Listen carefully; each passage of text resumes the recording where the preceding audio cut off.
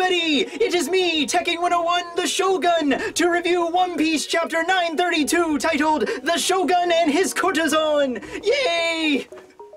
Oh, get ready for the voice. Okay, I thought it was annoying at first, but I got a lot of positive feedback for that Orochi voice, okay? Hey, whenever we get to Wano, if you need a voice actor, I'm right here, okay? But, yeah, so this chapter does not focus too much on Sanji or Law or Frankie. In fact, it doesn't focus on them at all, which, you know, kinda sucks, because we wanted to see the conclusion of the raid suit battle with Page 1 and all that crap. But, no, that's okay. It's okay, at least it's okay for me, because this is a Robin chapter.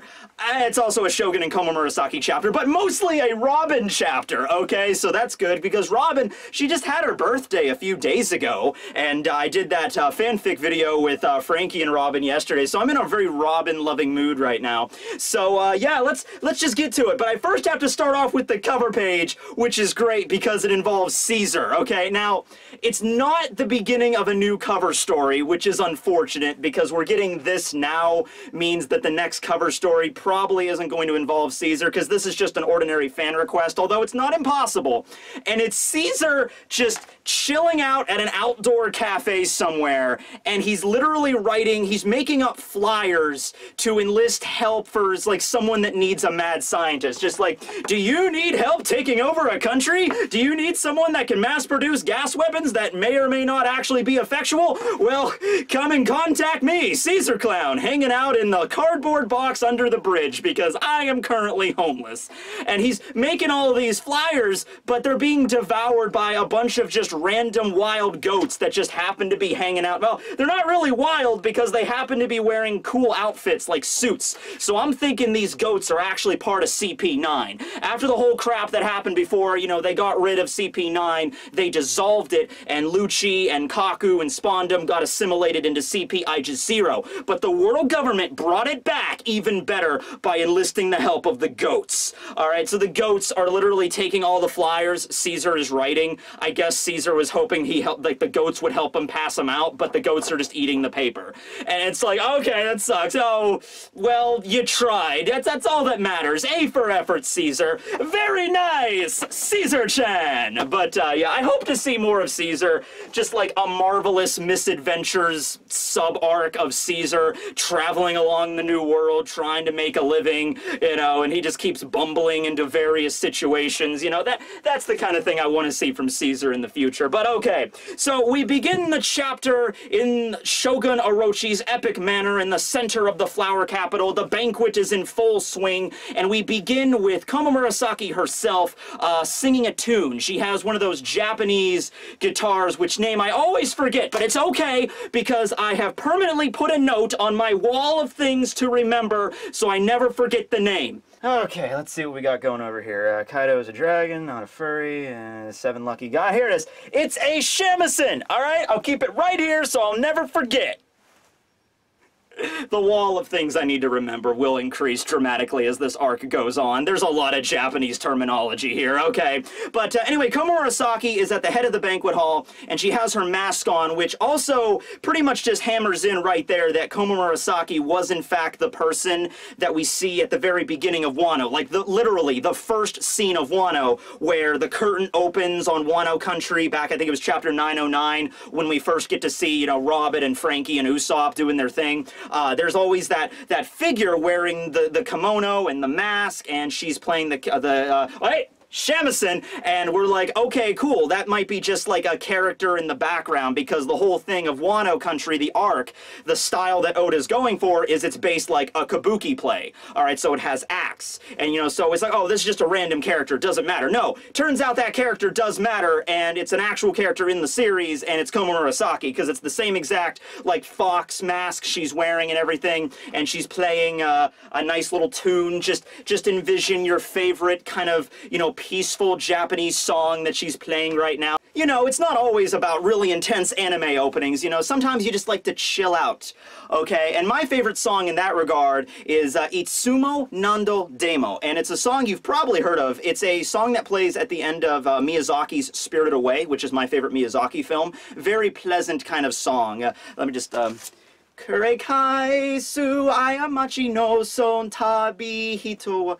Okay, I'm gonna stop now, but it's a really good song. Seriously, go listen to it. All right, so I'm just imagining she's playing that, and the entire banquet hall is just captivated by her performance. Everyone is just, oh, Murasaki-san, your strummings are just so elegant. And Orochi is, of course, taken as well. And he's like, oh my god, Murasaki is the best singer ever. I love her so much. You know, I guess the Shogun is just waiting to propose to her because the whole reason he wanted her to arrive at the palace was, you know, to make her his bride. So at some point, I don't know, he's going to pop the question at the end of the banquet or whatever. I'm not sure how this is going to go. But while this is going on, while the song is playing in the other room, we then cut back to the room that Robin was in, where she was covertly trying to find the poneglyphs in the heart of the Shogun's castle, and she was caught by the Onibawan, all these ninjas. There are 11 of them in total, 10 of them that like all approached her, and then there's the Furun Ka Roku guy, the guy with the giant forehead that's like their leader, right? And he walks in, and last chapter he was like, you know, I'll let you off with a slap on the wrist, but here he pretty much tells her exactly what he means. He's like, all right, look, this is how this is going to go. We have you dead to rights. We saw you snooping around where you're not supposed to be. We have a whole team of the best ninja in the country, so you can either tell us what you're doing here, and your death will be quick, or you can make some stupid lie and we will torture you. It'll just be horrible. It'll horrendous, okay? So just, there's the options on the table and that's all you got. So a crappy lie is not going to be able to get Robin out of this. She can't just be like, oh, I'm sorry, wrong room, you know, I was looking for the dressing room, you know, to apply my geisha makeup. No, that's not going to work, okay? So Robin actually does come up with a pretty clever lie that does make it sound even like she's basically confessing to another crime to cover up the fact of her current, you know, standings with the Straw Hats and everything. Like, she can't just come out and say, oh, okay, well, now since you put it like that, my real name is Nico Robin. I'm the Devil Child. Maybe you've heard of me. I am currently part of the Straw Hat crew and working for the rebellion of Kinemon, who, in fact, is still alive, along with Momonosuke, the heir to the Kozuki clan. And I am in this castle right now to find the poneglyphs so I can locate the ancient One Piece and also the, you know, the Void Century history. That's my goal.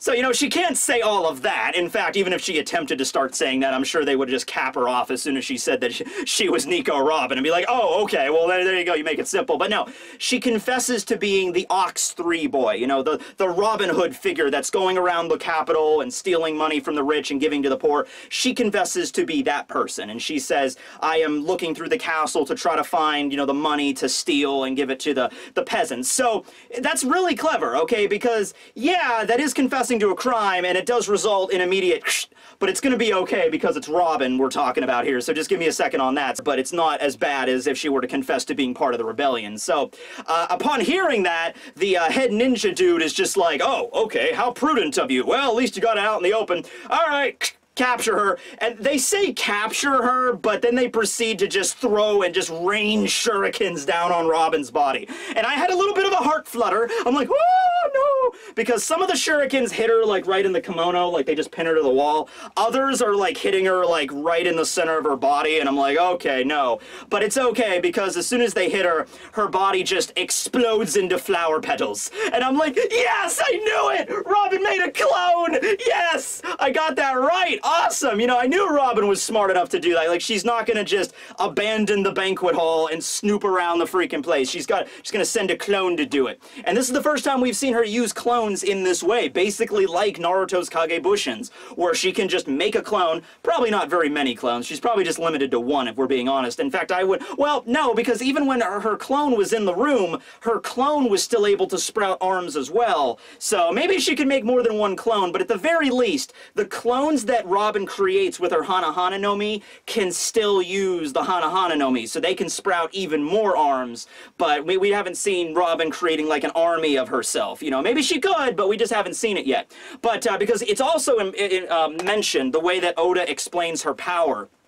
is that whenever Robin creates like multiple hands, for instance, and she's grabbing multiple things, like, you know, she's lifting Yama off the ground to slam him into a wall, or she's picking up something to throw at somebody, or she's grabbing Frankie's balls. She can feel everything she touches with each individual arm. She can feel it, and she can also feel the weight of it. Okay, so if she's gonna try to lift up a giant boulder, she can make like 1,000 arms to lift up that boulder, but she can feel the strain from each and every one of them. That's why she has this, like, the position she goes in. Oda says it's like for her to focus, or for her to concentrate better, just, you know, so like I'm lifting something really heavy, something like that. So it's possible that while creating a clone, she could still feel the burden of creating a whole other body, so she doesn't, you know, create a lot of them at once. Maybe it's an example of she could, but it's not good for her to do it right now. She could, but she, you know, probably shouldn't. But anyway, yeah, so she created a clone. The clone gets, you know, like back into flower petals, and the ninjas are dumbfounded by this. The ninjas have no idea what's going on. They're just like, whoa, what is this? Is it some sort of trick? Is it ninjutsu? Some sort of fairy magic? Find that woman. She has to be somewhere. So here's a little bit of an issue I've discovered here. Okay, before we continue, because this gets pretty intense, but before we continue, most of the citizens, the ordinary people of Wano, do not know what devil fruit powers are. Okay, they just don't. All right, they think of it some sort of bewitchment. Even Kinemon and his group, you know, that were members of they were Odin's retainers, that were pretty high standing in Wano, did not know what a devil fruit really was. Okay, here's my problem. Kaido and the Beast Pirates, they definitely know what devil fruits are. They manufacture artificial ones, for God's sake. They know all about devil fruits. They know what they really are and all that stuff. It's kind of weird that you have the Onibawan that are ninjas directly under the employ of the Shogun, and Shogun Orochi is so closely tied to Kaido that the ninjas don't know what a devil fruit power is. The ninjas are like jumping to like, she must be using some sort of ninjutsu or some sort of fairy magic. You know, you'd think that Kaido, like, let's say the Shogun was completely oblivious, like the rest of the country, to what a devil fruit power was. And then Kaido and the Beast Pirates explained to Orochi, like, no, it's not bewitchment, it's not ninjutsu, it's a devil fruit, okay? You eat a fruit, you get a power, you can't swim. That's pretty much the gist of it, okay? And Orochi's like, oh, okay, I understand, Mr. Kaido, that makes sense. Okay, fine. You think that Shogun Orochi would know about the devil fruits, and he would explain it to at least his most loyal guards and the Onibawa that are really high-ranking ninjas. You think they would know about what devil fruits are, you know, but they don't, apparently. They just still think it's some sort of magic fairy dust or something. So, I don't know, a little bit worried about that, unless Kaido and the Beast Pirates kept it from Orochi and the rest of his band, just because that would be more advantageous for them to just be like, oh yes, no, devil fruits, no, we just have an army of chimeras at our disposal, like all of the smile users, you know, they can just, you know, I have a Batman and a Gazelle Man, and they are beasts that I rule over as the king of demons or some crap. Like, Kaido could set himself up as a god, basically,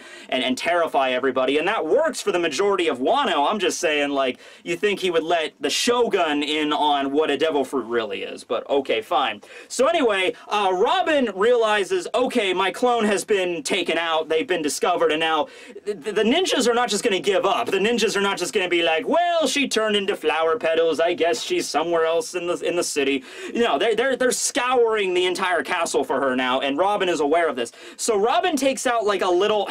The best way I could describe it is it's a Den Mushi pen, because it's like this small, like, cylinder object she could just probably keep hidden in her special pocket, and she could pull that out, and it has like a little tiny baby Den Mushi on the end of it. So it's the new Christmas item. 2 months after Christmas comes out, it's the Den Mushi pen. You can write down your notes and keep your secret, you know, tracks in the Shogun's palace and what the poneglyphs mean, while also communicating with the rebellion. That's great. But anyway, she takes that out and she starts talking into it. She's communicating to Nami, who is hanging out in the roof right now, along with Shinobu.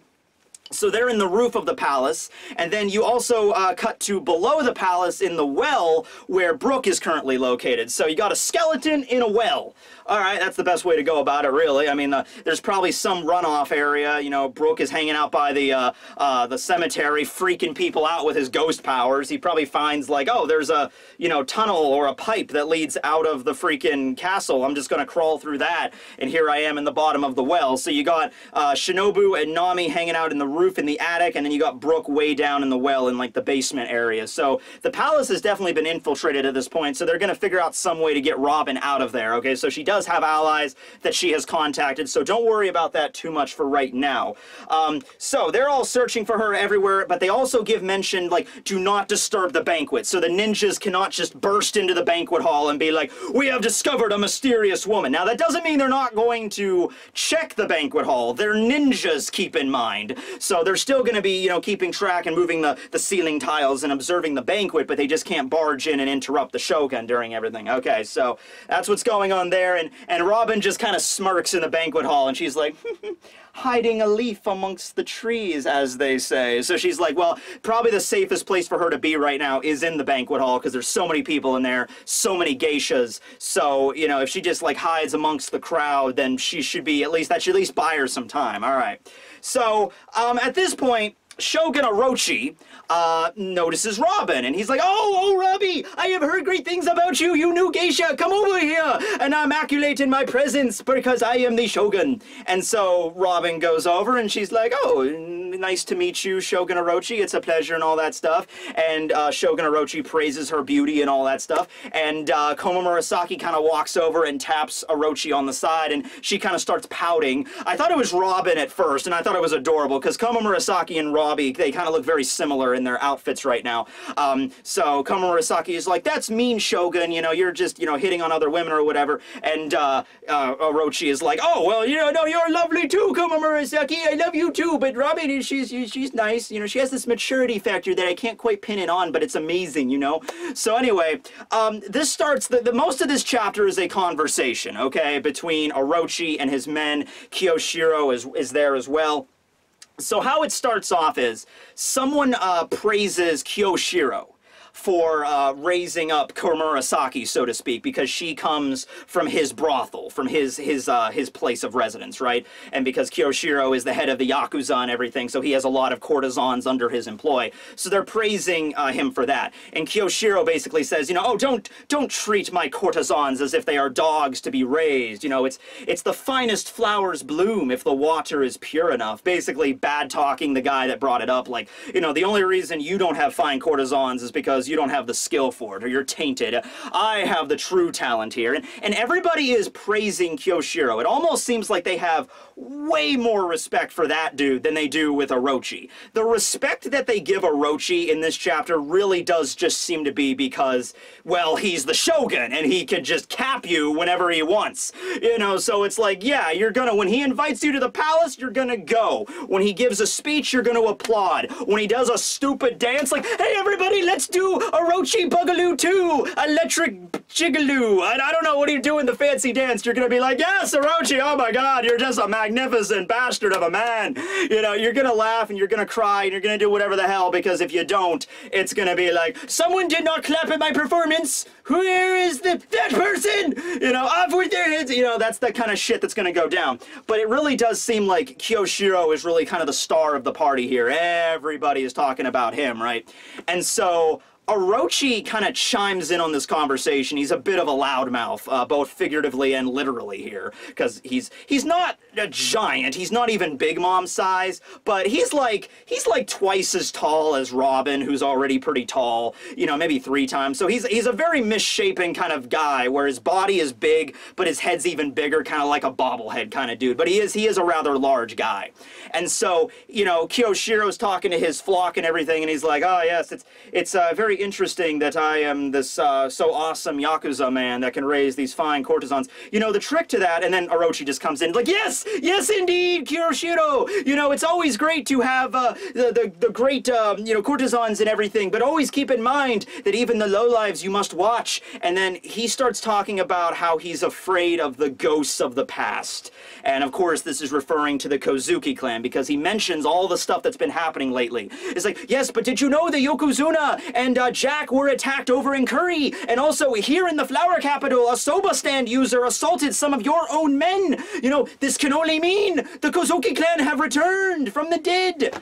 And this is not the first time he's done this. You get everybody in the room, as soon as Orochi brings up the Kozuki clan and the ghosts of the past, they all give an expression that's just like they're having fun, they're drinking, they're partying. As soon as Orochi brings it up, they're all like, oh god, this again. Alright, every time Orochi throws a banquet, at some point during the night, he brings it up. He brings up this fear, this superstition that he has, that the Kozuki clan is not gone, and the prophecy that Lady Toki laid out to him 20 years ago, this is the year, this is the 20th anniversary, so he's very careful that they're gonna come back, and he's associating every single thing that happens in his country to being the result of the Kozuki clan. He mentions like, the 9 red scabbards led by Kinemon the Foxfire. He is truly a worthy adversary. Don't you agree? And everybody in the freaking crowd, like, Kinemon, he disappeared 20 years ago. He's dead as far as everyone's concerned.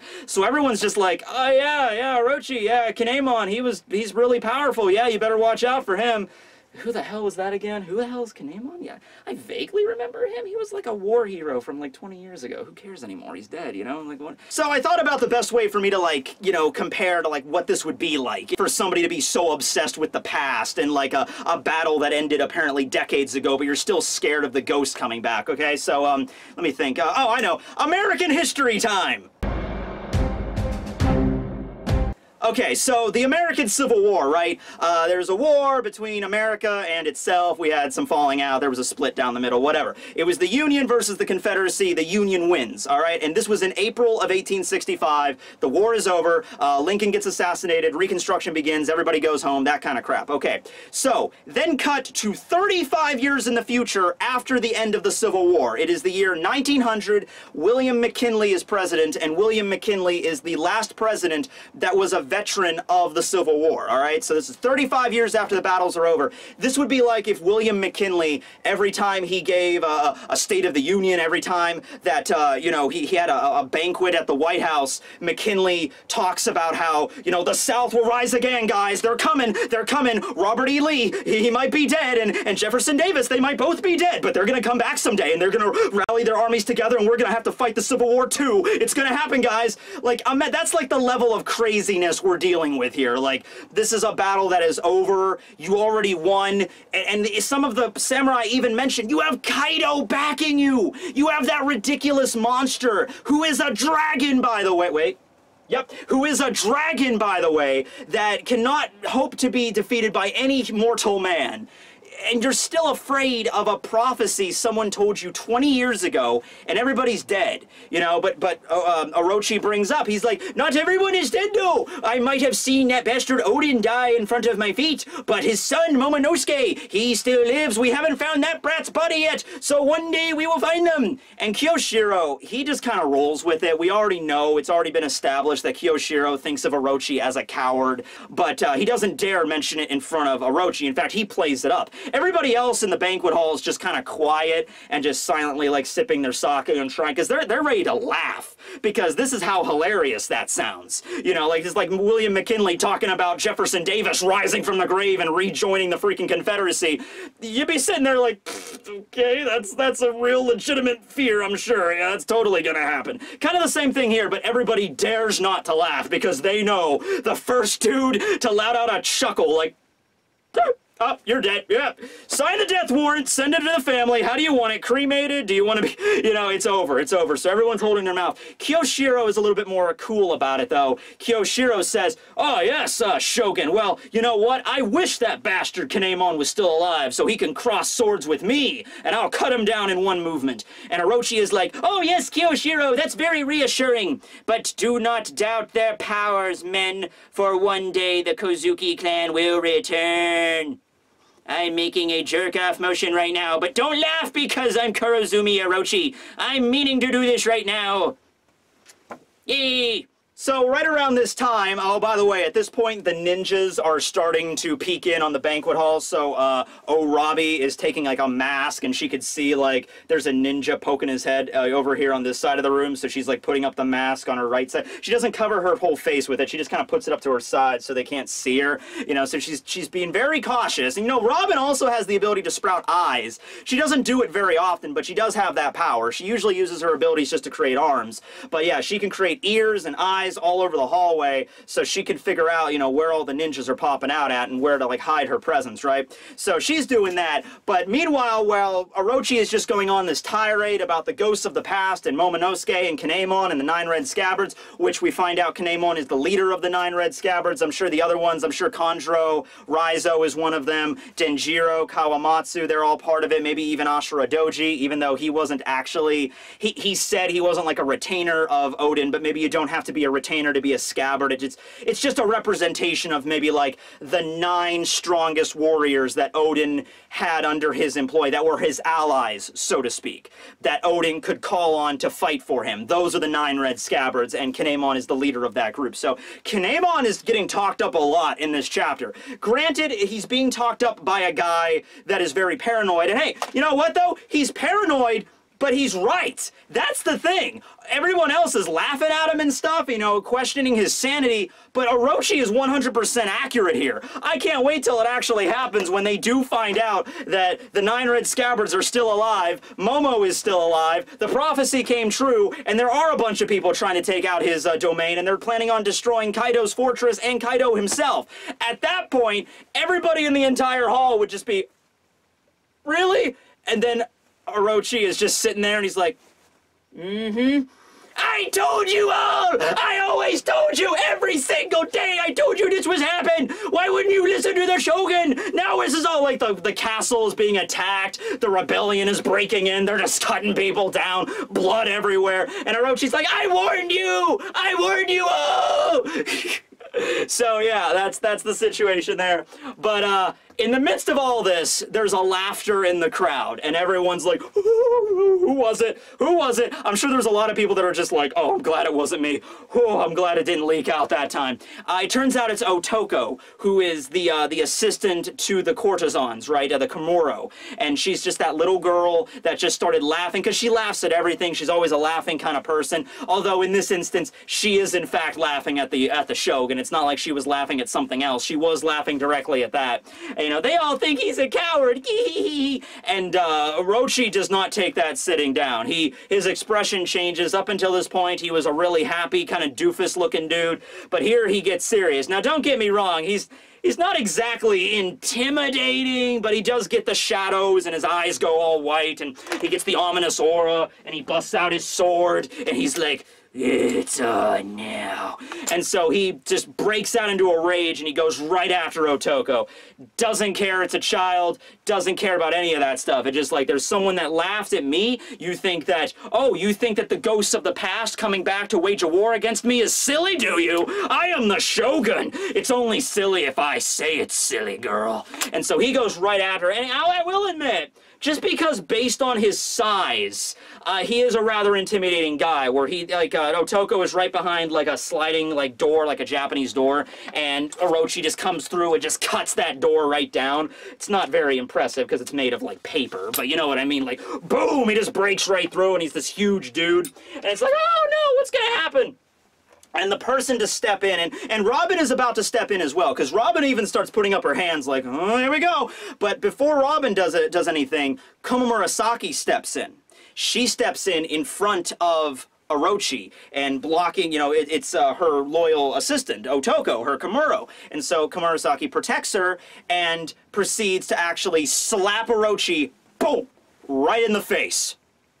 Yeah, she's like, I will not bow, I will not step aside, you'll have to go through me. And even, you know, even though Orochi, you think that, oh, okay, Orochi is in love with Komomurasaki, he wants her to be his wife, so you think maybe he would, like, Okay, Komamurasaki, for you this one time. But no, he doesn't care. He just flips the switch. It's like you can tell this is a sensitive thing for him. You can tell maybe back in his younger days, whenever he told a joke, people always laughed at him. Well, now he's the Shogun, so it's like, my first royal decree. No one laughs at my joke. I mean, no one doesn't laugh at my jokes that don't laugh at the jokes.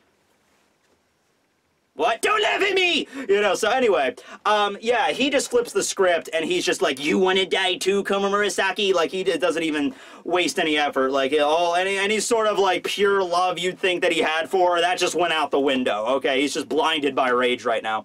So Komamurasaki slaps him and the whole... It's like Conqueror's hockey. It's like the entire hall is like... like they're about to pass out just from the terror of someone that would have the strong, plentiful balls to do it. And it was a woman. So that's something that's like, no way, you know? And so, even Otoko, she kind of gets the squiggles in her eyes, like the, you know, like, I'm done, and she passes out, I guess. And so, I don't know, maybe you can make the argument that Komamurasaki might have Conqueror's hockey. I mean, she's a descendant of Odin. We pretty much find that out in this chapter, because she mentions to Orochi, you know, I am the daughter of a great warrior, a great samurai. And everyone's like, you need to bow your head. You need to bow your head right now. You know, in apology, Komamurasaki, you need to bow your head so far into the ground, it's in the dirt, you know? And she's like, I will not bow to anyone, for my father is a great warrior. So it's implying right there her father was Odin. Doesn't come out right and say it, but from everything we've known about her up till now, and that she's probably Lady Hiyori, makes sense. And also, I like this. I like this turn from what they're doing here, okay? So, you know, up until this point, when we haven't really got much development from Komamurasaki, more than she was just like a gold digger manipulating all those old men. You know, it's like, yeah, some of the old men were at fault there too, just giving their life savings to her as well. But, you know, she was manipulating these people. So I was thinking like, okay, either she is Lady Hiyori and she's just putting on an act, and yeah, a few people have to suffer at her hand, but at the end of the day, she's doing it trying to save Wano. She wants to take out the Shogun or something like that. And we kind of see that here, where her assistant, her Komuro, is in danger, and she does not hesitate to throw herself in front of her. So we can tell that she is a good person at heart. She's not so hard, like, even if she does have a master plan to take out the Shogun, she's not going to let a child get, you know, wiped out right in front of her for that to happen. So she's like, okay, this is, I have to stand up to him. Even if it's the Shogun, I have to stand up to him. And I think that makes sense for the character if it is in fact Hiyori, just, you know, laying undercover for the last 20 years, building up her title as one of the best courtesan in the entire land. And, you know, we're here now, but she is actually a kind-hearted person at heart. She just had to kind of, you know, break a few eggs to make an omelet, you know, that kind of thing. The old men and lying in the street, prostrate, those happen to be the eggshells right now, but you know what I mean. So, after getting slapped in the face, yeah, Orochi don't take that standing down. And he results in transforming into his most terrifying form. We've already known Orochi could transform into a Yamato no Orochi, an 8-headed snake from Japanese mythology, but we've only seen it in silhouette so far. Wasn't really sure what it looked like, but we get the full display in this chapter. And let me warn every single human being and some dolphins that are watching this video right now. This visage of a man at his absolute most, absolutely apexed outrage, will send terror down your spine, the likes of which you've never seen before. Hey everybody! My name is Orochi. Peanut butter. Peanut butter sounds good right now. Bring me some sake! Okay, and at this point, the entire hall just freaks out. It's madness. At the same time that Orochi transforms into his Yamato no Orochi form, the ninjas bust in, they find Robin, like, we got her! And they go to attack Robin, and Robin's like, alright, here we go! And, you know, they dive in front of Toko, and Robin protects Toko. And then you have Kyoshiro stand up, and he's, like, taking out his sword. He's like, oh, I mean, he's a little bit tipsy. He's been drinking a little bit. He gets up, and he's like, oh boy. Now it's gonna be a bloodbath, and he takes out his katana, and that's the way the chapter ends, with Orochi as an Orochi, the ninjas finding Robin, bursting into the hall, everybody else losing their crap at the fact that the Shogun just got slapped, and that he is now transformed into this form. I don't know how many people in the hall are aware of Orochi's form, if they've seen this before. Now, in terms of his actual form, it's still dorky because each of the heads still have his face with like his buck teeth and everything, so that's pretty funny. It's certainly not as intimidating as you'd figure an actual, like, an 8-headed serpent to be. It's also not as large as, like, I think the Yamato no Orochi in Japanese mythology, it's like the size of mountains. You know, it can like snake through the valleys and crap, so it's not as large as that, and it's not certainly even as large as like Kaido's dragon form. It could still stay inside the banquet hall, but it's still pretty big because Orochi himself is a rather large fellow. What could this ability do? It's most certainly a mythical zone is what I'm going to go with. So if it is a mythical zone, it's going to have some ability, you know, that a mythical creature would have. So, you know, the Yamato no Orochi, well, on top of just being really large and everything, it was also capable. It was also a blood-soaked snake. That was also something that would be referred to a lot. So it might have some sort of blood ability because it would always talk about, like, it would have blood on its underside, you know, and that would dye the land red, you know, so that kind of crap. So there might be something related to blood, I don't know. Other than that, you could always go with the typical, like, it can breathe fire or something. It's a snake. It might be able to spit venom, kind of like with the snake fruits that Sanderzonia and Marigold had. So maybe something like that, perhaps. But yeah, some of the heads look really intimidating and serious, like, hey, I'm gonna get you, Komamurasaki. And other heads look kind of doofus, like, hey, how you doing? I'm a Komamurasaki head. You know, like that kind of thing. So it's weird. Each of the heads seem to have a different emotion. Maybe it's a sort of thing where it's like whatever Orochi goes into this form, each of his heads represent a different emotion. Like there's an anger head, there's a joy head, you know, there's a jealousy head, and they all just represent what Orochi is feeling on the inside, made manifest in the physical form, something like that. So, yeah, now, here's the thing, though. Kyoshiro steps up, and he takes out his sword. Does that mean Kyoshiro is responding to the ninjas attacking Robin, or is he responding, because it's already been shown, Kyoshiro and Komamurasaki, they sort of have a thing going on. I don't know if it's like a professional relationship, or they're dating, or if Kyoshiro turns out to actually be a good guy, and he knows that Komamurasaki is in fact Hiyori, and he's standing up, pulling out his sword like, oh boy, it's gonna be a bloodbath now, and he's gonna raise his sword against Orochi as, like, you know, to protect Komamurasaki, or if he's gonna go after Robin, or if he's gonna attack Komamurasaki, or I don't know what's gonna happen with him. I don't think he's gonna attack Komamurasaki, because they've already been implied to be like an item. So, and also, even without that, she is like the most valuable courtesan in his entourage. Like, he's already mentioned that. That's already been brought up. So it's like, he wouldn't want her to just get taken out or just like eaten whole by Orochi. So he's probably going to try to protect her. Maybe Kyoshiro might even like lop off one of his heads, but he'll do it in such a way, like he'll do it really fast so no one could see him do it, and he'll blame it on somebody else, you know, because Kyoshiro is supposed to be this really loyal subject of Orochi. But yeah, next chapter, I think this is going to get pretty insane with the ninjas there and all that stuff. I think Nami or Brooke, or possibly both, are going to make an appearance to try to just get Robin out of there. Robin is also protecting Toko, so she might get Toko out of there too, you know, like, so Toko could maybe, okay, we now have like a little village that we're just throwing, like, the poor Tekking101 has stopped working. Please reboot.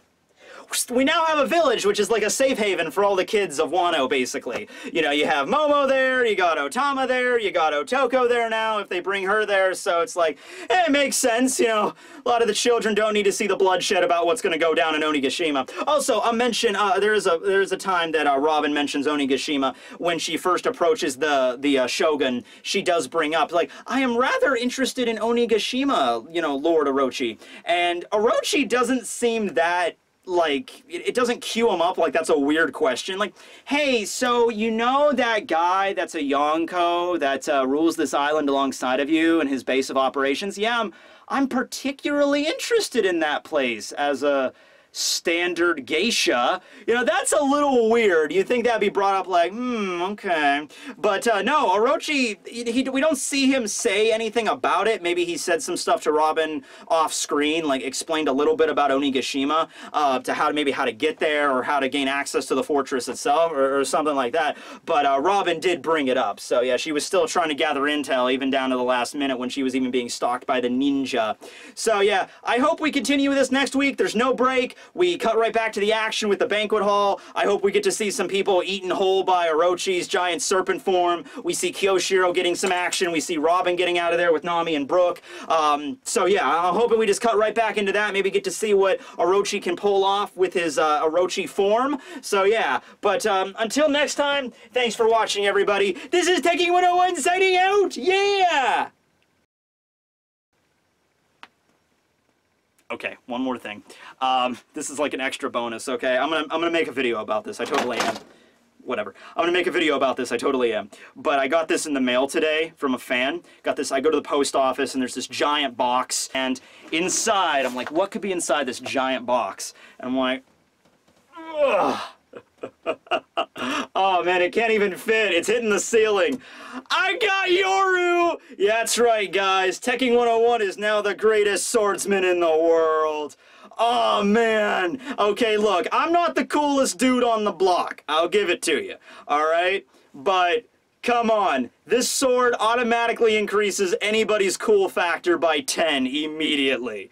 Alright? Doesn't matter who you are. Alright? So yeah, it's a pretty cool replica of Yoru. Thank you, Jonathan, for sending it to me. I am going to be doing I was even throwing out the idea of maybe doing, because I love doing sword videos. I did the Zoro video, I did the sword rank video, and those videos did really well back in like 2017 when I did those. So I was thinking about maybe doing videos on famous swords, like Yoru obviously being the first one, and I wanted to do another Mihawk video. You know, Mihawk was like one of the very, very first videos about One Piece I ever did. And, you know, it's like you start with your best foot forward, but it's like, I want to talk about Mihawk again. So yeah, making a video about Yoru, I think this is the best time to do it, so maybe look forward to that tomorrow.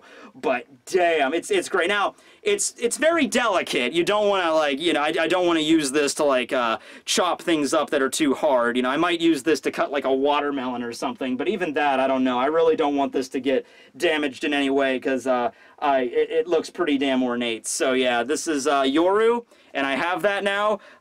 Thanks for watching, everybody, and thanks to Jonathan for sending this to me. Yeah, this will be Tekking101 signing out with the world's strongest slash. Okay, just gotta be careful, don't throw anything down.